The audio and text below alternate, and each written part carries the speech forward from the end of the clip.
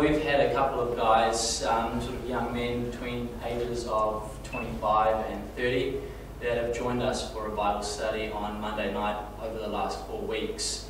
And one of the things that we've been looking at doing is studying some of the parables which Jesus taught. And I think one of the major takeaways which we have from it overall is that, especially with sort of David's oversight, is that it's encouraged us to think very hard and very carefully about what exactly Jesus is saying in each of those parables. And also, I think with David's sort of theological background, it's giving us a perspective that we may have not seen before, particularly in the structure of the parables, and also as well who exactly we're challenged to be like in the parables.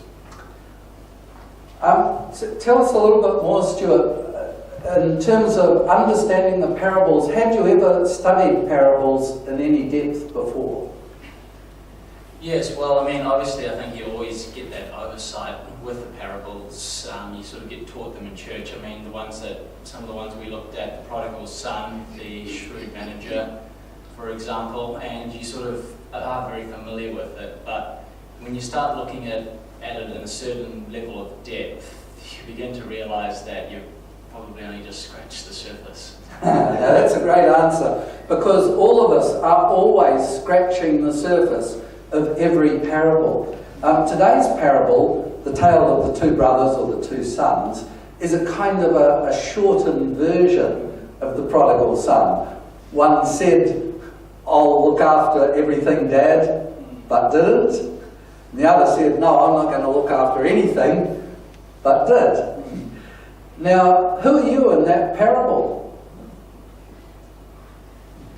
I think that's where the challenge starts.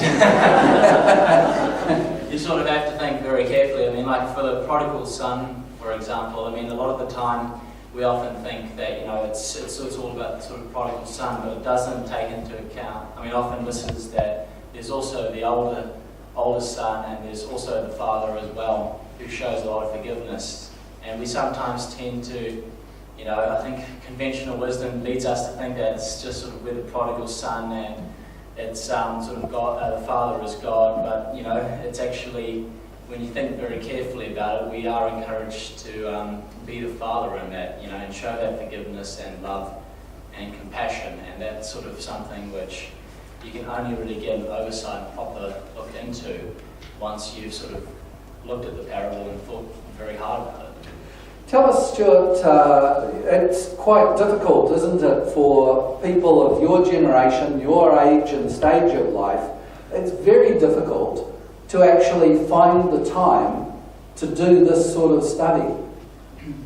It absolutely is, but I think if you make the time for it, it's something which you do get a lot out of. You know, some of the feedback that we've gotten from the men that have been a part of the group so far, one of them said, you know, 2 thumbs up so far. Someone else said that it's challenged him more than he's ever been challenged before. A couple of the other guys that were only able to make it once said that it was something which provided them with a bit of insight which they hadn't thought about before. So we're incredibly thankful for all the support that all of you have given and the backing that you've given so far.